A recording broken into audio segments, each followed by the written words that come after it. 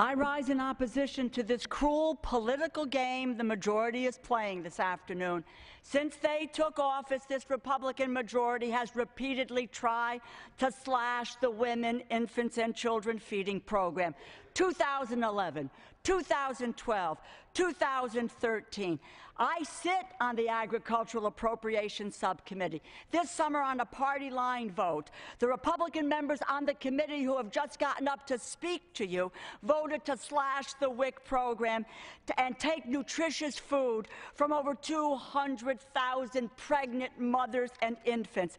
I introduced an amendment to restore this critical funding, and the Republican majority shot it down. When it mattered, when we all voted, the Republican majority cut this funding. And now they're trying to use low-income families for a political message. This is disingenuous, this is duplicitous, and it is shameful. Last month, on a party line vote, they took food stamps from over 4 million low-income families, seniors, veterans, and children. Are we meant to believe that today they have come to Jesus, or is it just politics?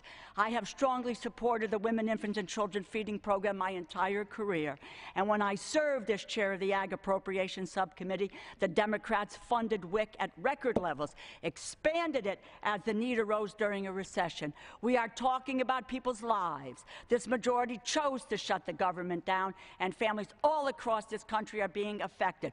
Furloughed workers, small business, and families cannot get loans. Biomedical and scientific research has stopped. Food safety, food banks, flu tracking, federal economic reports, immunizations, they have been stopped because of what the Republican majority is doing here. The gamesmanship is heartless, it's offensive. The government has been shut down now for 4 days.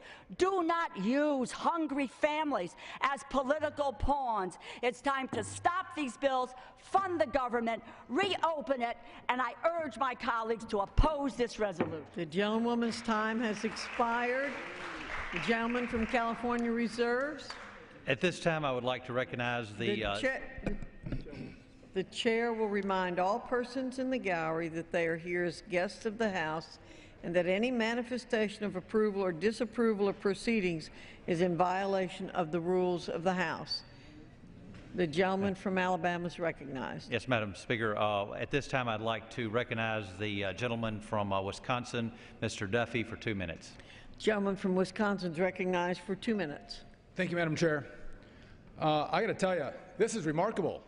I hear a passionate speech from the gentlelady from Connecticut, and I hear my friends across the aisle applauding. We're here to provide funding for 9 million women and children. Will the gentleman yield? No, I will not. I didn't think so. Because we're here to provide funding for people who are in need of help and aid. And when we're here to do the work of the people, that you applaud and say, no, I don't want that money to go to them, that's wrong. It was wrong to vote against them several months ago. We may not agree on a lot of things, but there are things that we agree on, and this is one of them. And to applaud and say that we don't want to provide this funding for women and children, I have 6 kids of my own. There are people in need in my community, and for my friends to say no to that and applaud a speech saying do not vote to help our women and children in America, that's wrong. Listen, we have a shutdown right now. Why? Everyone in this chamber is in Obamacare. In America, we are in Obamacare. All we've asked for is that Barack Obama and the administration join America in this institution in Obamacare. That's what we've asked for. And we know that big business and the lobbyists came to Washington, D.C., and they said, give us a 1-year exemption from the tax. Give us an exemption. And Mr. President, he said, okay, big business, I'll give it to you. All we've said is, Mr. President, treat the individuals in America the same way you're treating big business. Equality, fairness. If it's good for the American people, if it's good for this institution, it is good for Mr. Carney and Mr. President Barack Obama and their administration.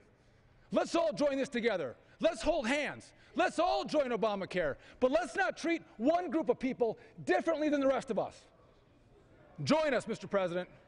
Let's open up this government. let's bring the president in, and let's treat the individuals the same as the American people. I yield back. The members are reminded to